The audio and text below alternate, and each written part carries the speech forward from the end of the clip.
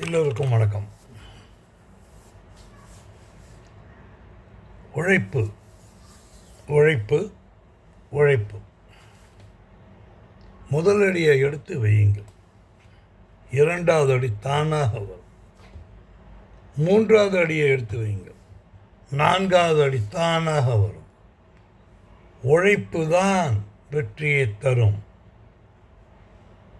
உழைக்காமல் வெற்றியே கிடைக்காது. நிதர்சனமான ஒரு உண்மை.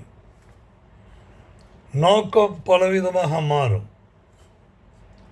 மனக்கட்டுப்பாடு தேவை. ஒன்றே செய்க, அதை நன்றே செய்க. உங்களை ஒப்பிடும்போது முதலில் உங்களோட நண்பர்களுடன் ஒப்பிட்டுக் கொள்ளுங்கள். உங்களோட சைல்ட்ஹுட் ஃப்ரெண்டு இருக்கலாம், உங்களோட படித்தவர்கள் இருக்கலாம். அவர்களோடு நீங்கள் ஒப்பிட்டு கொள்ளுங்கள். சும்மா டாட்டா என்ன, பிர்லா என்ன, அம்பானி இதெல்லாம் ஒதுக்கும் உங்களுக்கு சம்மந்தமே கிடையாது. அவங்க லெவலுக்கு முன்னேறணும் அப்படிங்கிறது வேறு, அவர்களோடு கம்பேர் பண்ணுறதுங்கிறது வேறு. ரெண்டுக்கும் நிறையா வித்தியாசம். ஒப்பிடும்போது உங்களுக்கு ஈக்குவலான மனிதர்கள் ஒப்பிட்டு அவர்களை விட நான் பெட்டராக இருக்கிறேன், நன்றாக இருக்கிறேன் அப்படிங்கிறத மனசில் ஒரு உள்வாங்கிக்க. அப்போ தான் அது வெற்றியை ஒரு ஸ்திரத்தன்மையை கொண்டு வரும். ஒரு ஊரில் ஒரு வயதான மூதாட்டி ஒரு அம்மா மூங்கில் கூட பின்னிட்டு இருந்தாங்க. அந்த அப்பா கிட்ட ஒருத்தர் வந்தார். அவர் ஏம்மா இந்த ஊரில் நிறைய பேர் இருப்பாங்களே, எங்கே போயிட்டாங்க, யாரையும் காணுமே. அதுக்கு அந்த அம்மா சொன்னாங்க, இங்கே இந்த ஊருக்கு ராஜா வராராம். அவர் எல்லாருக்கும் ஃப்ரீயாக கொஞ்சம் காசு கொடுப்பார். அதை வாங்கிறதுக்காக இந்த கும்பல் போயிருக்காங்க. ஏம்மா அப்போ நீங்கள் போகலையா அப்படிங்க.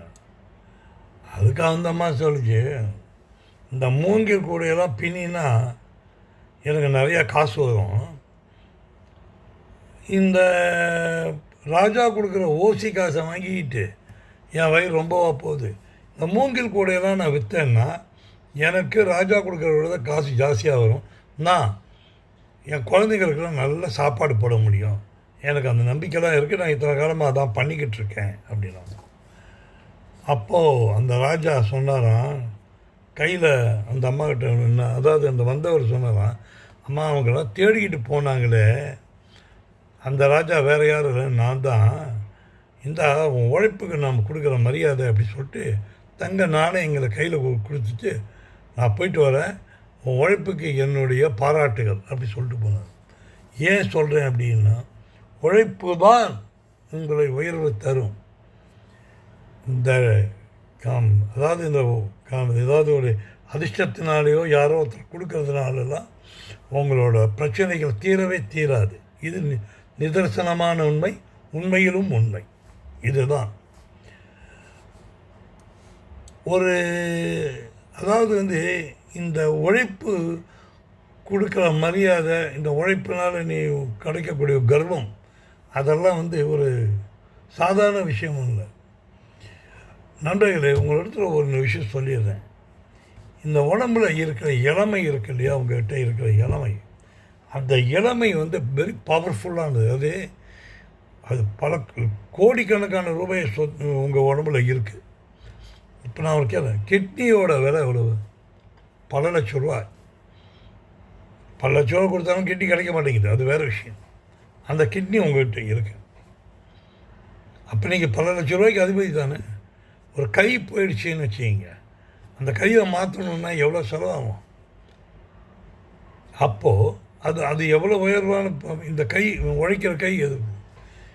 உடம்பில் இருக்கக்கூடிய கண் எடுத்துக்கிட்டிங்கனாலும் சரி, எந்த பார்ட் எடுத்திங்கனாலும் அதுக்குன்னு ஒரு வேல்யூ இருக்குது. நீங்களே ஒரு கோடீஸ்வரன், நீங்கள் எதுக்கு போய் பிச்சை எடுத்துக்கிட்டு இருக்கணும், ஒருத்தர்கிட்ட போய் கை நீட்டிட்டு இருக்கணும்? கையில் உடம்புல பலம் இருக்குது, உழைங்க, உழைச்சி பாருங்கள். ஒரு ஒரு ஒரு மீனவர் அவர் என்ன செய்கிறாரு, கடலில் இன்னொரு 10-15 நிமிஷம் பொழுது விடிஞ்சிடும், பகல் வந்துடும். இந்த கட்டுமரத்தை எடுத்துக்கிட்டு நம்ம போக முடியும். இன்னும் கொஞ்சம் நேரத்தில் போயிடுவார் அவர் மீன் பிடிக்கிறது. அவர் காலில் வந்து ஒரு கோணி மாதிரி ஒன்று தட்டுப்பட்டது. சரி, அவர் என்ன பண்ணுறாரு, அந்த கோணியை எடுத்துகிட்டு பொழுது போகணுமே என்ன செய்கிறது அப்படின்னு சொல்லிட்டு அந்த கோணி கையிலேருந்து எடுத்து ஒவ்வொரு கல்லாக இருக்குது, அதை எடுத்து ஒவ்வொன்றா அப்படி தூக்கி விட்டு ஒரு நிமிஷத்துக்கு ஒரு கல்லாக தூக்கி போட்டுட்ருக்கு. இந்த கடைசி கல்லை தூக்கி எறியும் போது நல்லா பொழுதுருச்சு. அது என்னடா கல் அப்படின்னு பார்த்தேன். மாணிக்கக்கல். மாணிக்கக்கல். அவரோட லெவல் எந்த அளவுக்கு உருவாகி மேலே போயிருக்குங்கிறத நீங்களே கற்பனை செய்து கொள்ளுங்கள். இதுதான் பெஸ்ட் மெத்தடு. ஓகே, ஒரு மாணிக்க கல்லே சொல்லிச்சது.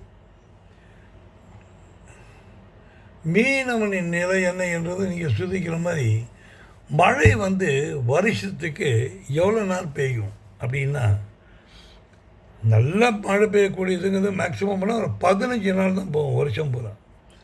அந்த அந்த 15 நாள் மழை உங்களுடைய அந்த ஒரு வருடத்துக்கு வேண்டிய மழை வந்து நீரை கொடுக்குது. அப்படின்னா உங்கள் எல்லோருக்குமே உழைக்க ஒரு நாள் ஒரு ஆப்பர்ச்சுனிட்டி ஒன்று வரும். அது எப்போ வரும்னு உழைச்சா தான் வரும். அன்றைக்கி அந்த ஆப்பர்ச்சுனிட்டியை, அதாவது அந்த அதிர்ஷ்டத்தை, அதாவது அந்த மழை நீர் மாதிரி அந்த பணத்தை, அந்த வரக்கூடிய பணத்தை சேர்த்து ஒரு சொந்தமாக வீடு வாசல்லாம் வாங்கி செட்டில் ஆகிடணும். எல்லாருக்கும் இது உண்டு, எல்லா லைஃப்லேயும் உண்டு. சில பேர் அதை உபயோகப்படுத்திப்பான், சில பேர் விட்டுடுவாங்க. அப்போ தான் 4 நண்பர்கள் வருவாங்க, கெடுத்துடுவாங்க, ஏதோ ஒன்று ஆகிடும். இதுதான் உலகத்தில் எல்லா இடத்துலையும் நடக்குது. அதிர்ஷ்டம் கிடைக்காத மனுஷனே கிடையாது. கடைசி காலத்தில் கூட அதிர்ஷ்டம் உண்டு, பெரிய பெரிய கோடீஸ்வரன் ஆனவங்களாம் உண்டு. இதை ஏற்கனவே கேஎஃப்சி பற்றியெல்லாம் நான் சொல்லியிருக்கேன். அது எதுக்கு சொல்கிறேன் அப்படின்னா, ஒரு அதிர்ஷ்டங்கிறது வரும்போது பிடிச்சிக்கணும், விட்டுறக்கூடாது. தெக்காத கூட விட்டுறக்கூடாது. எனக்கு தெரிந்த ஒரு நண்பர் இருக்கார். அவர் ரொம்ப சாதாரணமாக ஒரு சின்ன வியாபாரம் தான் பண்ணிக்கிட்டு இருந்தார். அவர் சின்னதாக கடை, ஒரு சின்ன இடமா பிடிச்சி, அவருக்கு ஒன்றும் பேங்க்லாம் லோன்லாம் கொடுக்கல. என்ன காரணம் அப்படின்னா, அவர்கிட்ட ஒன்றும் செக்யூரிட்டிலாம் கிடையாது. ஒரு சின்னதாக ஒரு 250 ரூபா வாடகை கொடுத்துக்கிட்டு ஏதோ சின்னதாக இருந்தார். அவர் வந்து இந்த வியாபாரம் பண்ணிகிட்டு இருக்கும்போது அவர் ஃப்ரெண்டு ஒருத்தர் கேட்டார், ஏன்பா இப்படி கஷ்டப்படுற, நீ கொஞ்சம் ஏதாவது ஒரு வேலைக்கு போனால் உனக்கு வந்து நல்ல பணம் கிடைக்குமே அப்படின்னு. அப்போ சொன்னார், இல்லைங்க, இப்போ நான் என்ன சம்பாதிக்கணும் அந்த பணம் தான் கிடைக்க போகுது. வேலைக்கு போனாலும் அதான் கிடைக்க போகுது. எனக்கு அது ஒன்றும் முக்கியம் தான். கொஞ்சம் பொறுமை வேணும். பொறுத்தார் பூமி ஆழ்வா. தெய்வத்தால் ஆகாதுன்னு முயற்சிது மெய்வருத்த கூலி தரும் அப்படின்னு.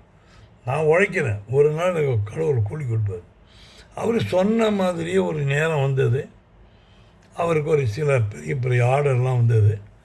அந்த பணத்தில் அழகாக சேமித்து ஒரு வீடை வாங்கினார்.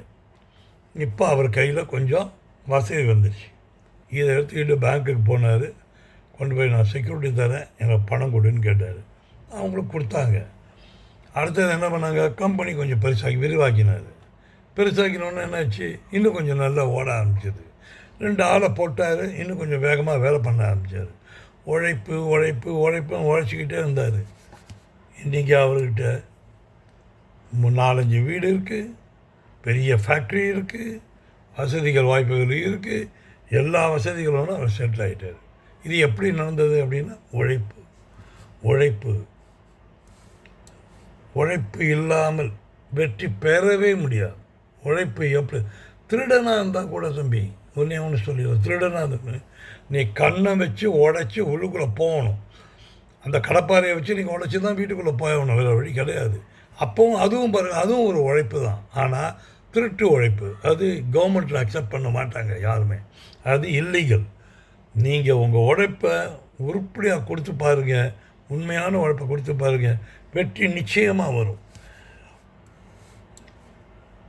வெற்றி என்பது இறுதியில் கிடைக்கும் முடிவு இல்லை.